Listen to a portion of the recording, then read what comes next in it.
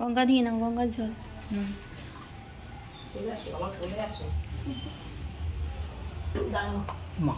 মামাকে মাথা জল ঢালবে শিব ঠাকুরের।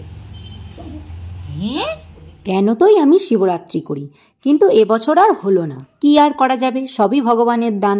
যেটা হলো না সেটাকে নিয়ে ভাবার থেকে যেটা হলো সেটাকে নিয়েই আনন্দ করা ভালো। তাই চলো তোমাদের এবার দেখাই মামামের শিবরাত্রি। জানো তো, মামাম হয়ে থেকেই মামামের হাত দিয়ে এই দিনটায় শিবের মাথায় জল ঢালাই। হ্যাঁ, অনেকেই হয়তো ভাববে যে মামামের যখন 3 মাস তখন কি করে আমি জল ঢালালাম। না না, একদমই না, 3 মাসে আমি জল ঢালাইনি। কিন্তু বাবা ভোলানাথ চেয়েছিলেন যে আমি ওকে কোলে নিয়েই জল ঢালি।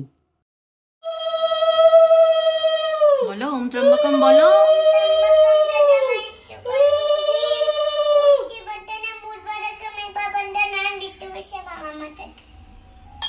তারপরে হর হর মহাদেব, ওম নমঃ শিবায়। মাম্মাম হওয়ার পর যখন প্রথম শিবরাত্রি করি তখন মাম্মামের বয়স ছিল 3 মাস। আর সেদিন জানো তো বাড়িতে কেউ ছিল না, আমি মাম্মামকে নিয়ে একাই ছিলাম। মাম্মামকে দোলনায় শুইয়ে এদিকে শিব পূজার সব সামগ্রী রেডি করেছি। আর ঠিক যখনই জল ঢালতে যাব, মাম্মাম ঠিক তখনই খুব চিৎকার করে কান্না শুরু করে। আর যখনই কোলে নিই তখনই থেমে যায়। আর যখনই দোলনায় শুয়ে জল ঢালতে যাব আর তখনই চিৎকার করে কান্না শুরু করে। আর তখন জানো তো আমার কেমন মনে হলো, বাবা ভোলানাথ মনে হয় চান আমি মাম্মামকে কোলে নিয়ে জলটা ঢালি তার মাথায়। আর যেই ভাবা সেই কাজ, যখনই মাম্মামকে কোলে নিয়ে জল ঢাললাম, মাম্মামের আর কোনো কান্নাকাটি নেই। মাম্মামকে কোলে শুয়েই পুরো পুজোটা আমি করি। এই দেখো সেই দিনটার ফটো, মাম্মাম কত ছোট্ট আমার কোলে। আর সেই দিন থেকেই আমি ঠিক করে রেখেছি মাম্মামকে দিয়ে প্রতি বছরই এই দিনটায় জল ঢালাবো। আর এই বছর নিয়ে মাম্মামের 4 বছর হলো। আর কি জানো তো, মাম্মামও ভোলানাথের মাথায় জল ঢালতে খুব আনন্দ পায়। কিছু কিছু জিনিস না ভগবান আমাদের চোখে আঙুল দিয়ে দেখিয়ে দেন, আমাদের একটু বুঝে নিতে হয়।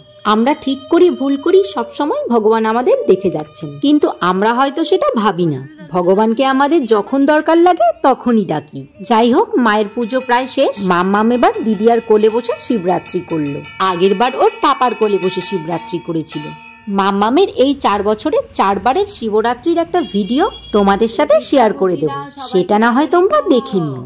এদিকে ভাই আবার গেছে ত্রিবেণী সঙ্গমে স্নান করতে। ত্রিবেণী বলতে মগরা ত্রিবেণীর কথা বলছি। তাই ও আসার পরেই প্রসাদ তুলবে। এবছর যেহেতু ঠাকমা মারা গেছে, তাই শিবরাত্রিটা একদমই ছোট করে হলো। এদিকে মাম্মাম আবার প্রসাদ করছে দেখে মা আবার অন্য ঠাকুরের বাটা থেকে প্রসাদ এনে দিল। প্রসাদ একটু প্রসাদ আমাকে দেবে নাকি? খাবো। ওইটা ওইখানকার, হ্যাঁ, প্রয়াগের জল। আর এটা এই ত্রিবেণী, 2 ত্রিবেণী সঙ্গমের জল, কুম্ভের জল।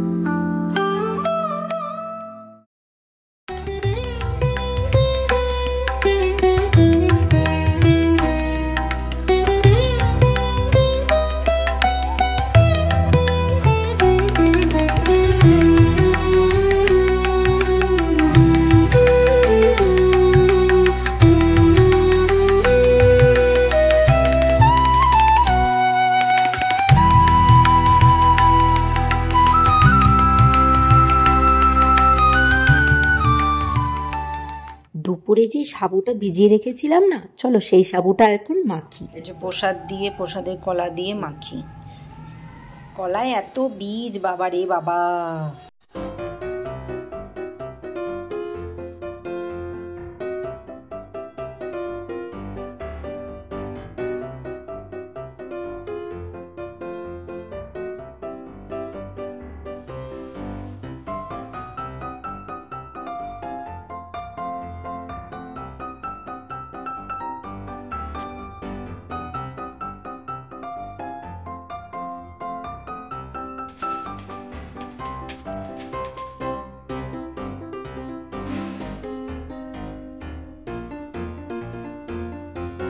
এরপর মাম্মামকে করে দিলাম রেডি। মা পাপার সাথে যাবে একটু শিব মন্দিরে, কীর্তন শুনে আসুক, একটু আনন্দও করে আসুক। আমিও ভেবে রেখেছিলাম যাব, কিন্তু আমার শরীরটা আজকে ভালো লাগছে না একদম, তাই একেবারে কালকেই যাব। মাম্মা টাটা। সাবধানে আসো। যাও, দিচ্ছি। বদমাশি করবে না কিন্তু। চোখেও লেগে গেছে, দেখি চোখের পাতায়ও লেগে গেছে। ভালো করে তো লাগিয়ে দেয়নি। তুমি বলতে পারলে না আমার কপালে ভালো করে লাগিয়ে দাও, নাকে মুখে চোখে হয়ে গেছে আমার। আচ্ছা দেখি দেখি, এদিকে দেখি। আচ্ছা আয়নায় আয়নায় আয়নায় আয়নায় দেখতে গেছে, দেখি কি দিয়েছে এগুলো, কে দিয়েছে এগুলো, কার দোকান দিয়ে এনেছো এগুলো? কে বলেছে যে তুমি তোমার মামাকে যে বলবে তোমার ছাত্রী যাকে গান শেখাতে সেই ছাত্রীর মা দোকানে গেছিলাম, মায়ের দোকানে গেছিলাম। কে দিয়েছে এটা? আগে বলো তুমি, তুমি বলো তুমি কাকে গান শেখাতে বলো? গান শেখাতে তার মামামের দোকানে গেছিলাম, দোকানে গেছিলাম, সেগুলো দিয়েছে, সেগুলো দিয়েছে। হ্যাঁ তোমার ছাত্রীর মা দিয়েছে। বলো আমার স্টুডেন্টের মা তোমাকে দিয়েছে এটা খেতে, আর তুমিও টপ করে নিয়ে নিলে? বাবা বাবা বাবা বাবা, ও নিতে চাইনি রে, ও নেয়নি, ও নেবে না, তাকে জোর করে বুঝে দিয়েছে। বাহ বেশ সুন্দর। নাও খাও, এখন খাও, এখন না, এখন খেতে হবে না। এখন ঘড়িতে কটা বাজে দেখি? ও বাবা, রাত্রি 10টা বাজে। আবার কে কোলে নিয়েছিল সেটা বল। আর কে? মামা এই যে চপ, ও আচ্ছা, বড়। বাবার কোল থেকে নিয়ে এসে বসেছে, ওর কোলে নিয়ে বসেছে। বড় মামা চপের দোকান মনে নেই, মনে করছে দেখ না। আটু বেশি করে চোখটা টেরা, একদম ঢোকে ডিম ঢুকিয়ে দে। বড় মামা রেখে দাও, চকলেটগুলো রেখে দাও। রেখে দাও, ওই যে ওনারা রেখে দাও। ছবি নিচে রেখে দেবে, কালকে ছটা হয়ে যাবে। কালকে ছটা হবে। আজকের ভিডিওটা এখানেই শেষ করলাম। দেখা হচ্ছে নেক্সট ভিডিওতে। টাটা।